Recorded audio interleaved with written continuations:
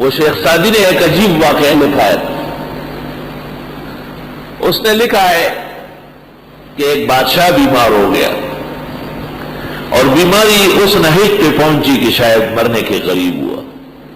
ہر طرح علاج معالجہ کیا لیکن وہ بچا نہیں اور بیماری بڑھتی گئی. اخیر میں یہ مشاورت ہوئی کہ بادشاہ کی موجودگی میں ایک انسان کو ذبح کر دیا جائے اور بادشاہ کی بیماری اس کو منتقل ہو جائے. چنانچہ اس کے لیے فتویٰ لیا گیا مفتی صاحب سے، مفتی اعظم سے، اور قاضی القضات نے فیصلہ کیا کہ بادشاہ سلامت کی جان سے ملک وابستہ ہے، ہزاروں جانیں اس پر قربان ہو سکتی ہے. بادشاہ کا آرڈر تھا. وزیر مال نے خزانے کا منہ کھولا اور ایک خاندان جن کے ہاں بہت بچے تھے، انہوں نے کہا چلو ایک بچہ نہ صحیح اس کو بادشاہ کے حوالے کر دو. اس بچے کو سونے سے تولا گیا اور وہ اس خاندان کو دیا گیا اور راضی کر دیا گیا. مقررہ تاریخ پر میدان سج گیا، لوگ چاروں طرف بیٹھ گئے، بادشاہ کا تخت بیچ میں ڈالا گیا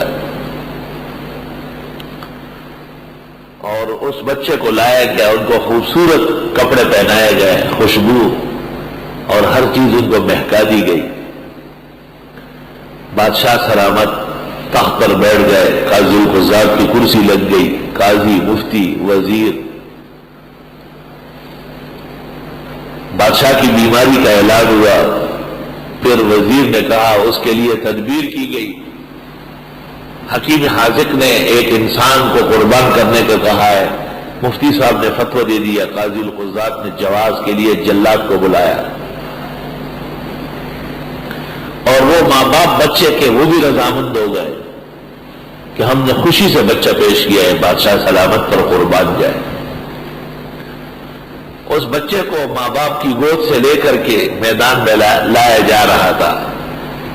اندراں وقت او بخندید، شیخ سعدی کہتے ہیں، اس گھڑی میں وہ بچہ برج برج ہنس پڑا.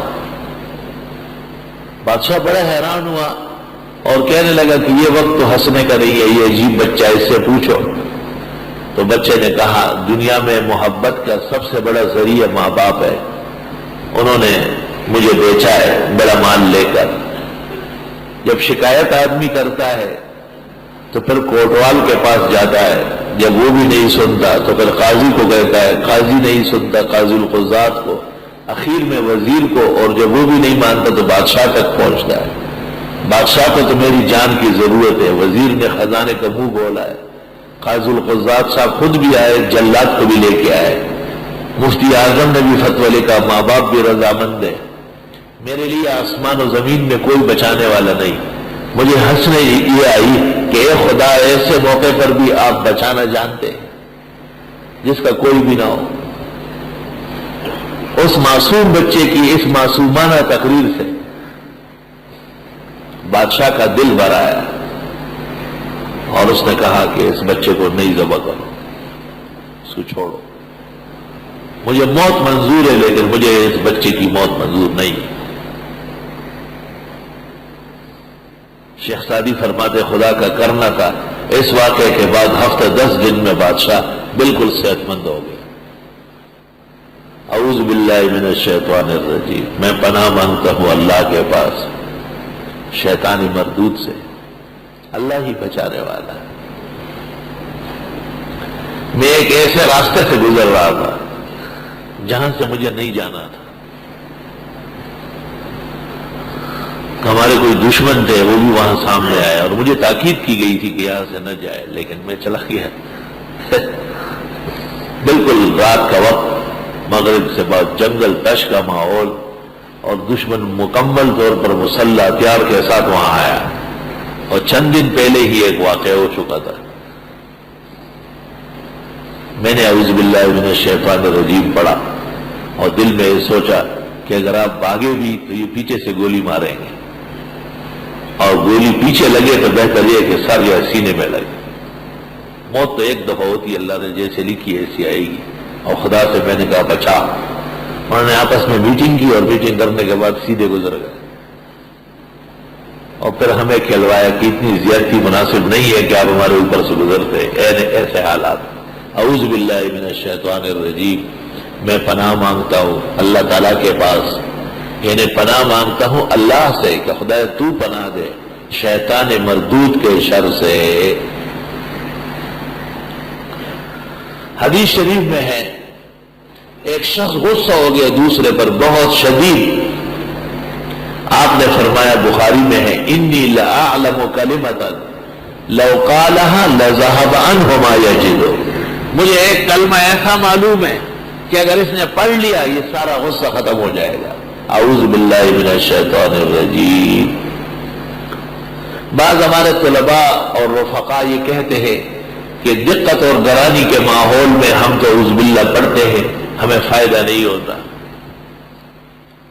تو اصل بات یہ ہے کہ فائدہ تو یقینی ہے کیونکہ نص قطعی ہے، البتہ یہ دیکھنا ہے کہ کتنا پڑھنا مفید ہونا چاہیے۔ یونس علیہ السلام نے مچھلی کے پیٹ میں ایک ہی دفعہ پڑھا ہوگا لا الہ الا انت سبحانک انی کنت من الظالمین، وہ باہر آئے، اور ہم 1.25 مرتبہ پڑھتے ہیں، کبھی کبھی 3 4 مرتبہ 10 مرتبہ 1.25 پڑھواتے ہیں، تب جا کر کے ہماری شنوائی ہوتی ہے۔ اس کی مثال ایسی ہے جیسے آپ جانتے ہیں کہ چینی میٹھا کرتی ہے، چینی ڈالنے سے پانی یا شربت یا چائے میٹھی ہوتی ہے، لیکن اگر آپ نے ایک پیالے میں 1 یا 2 چمچ ڈالے تو میٹھی ہو جائے گی، لیکن اگر آپ نے جگ میں 1 چمچ ڈالا تو میٹھا نہیں ہوگا، اور اگر آپ نے بالٹی میں اور دیگ کے اندر 5-10 چمچ بھی ڈالے تب بھی میٹھا نہیں ہوگا۔ تو یہ نہیں کہا جائے گا کہ چینی میٹھا کرنے والی نہیں، وہاں مقدار زیادہ ہے، آپ چینی بڑھا دیں، 4-5 کلو ڈالنی پڑے گی۔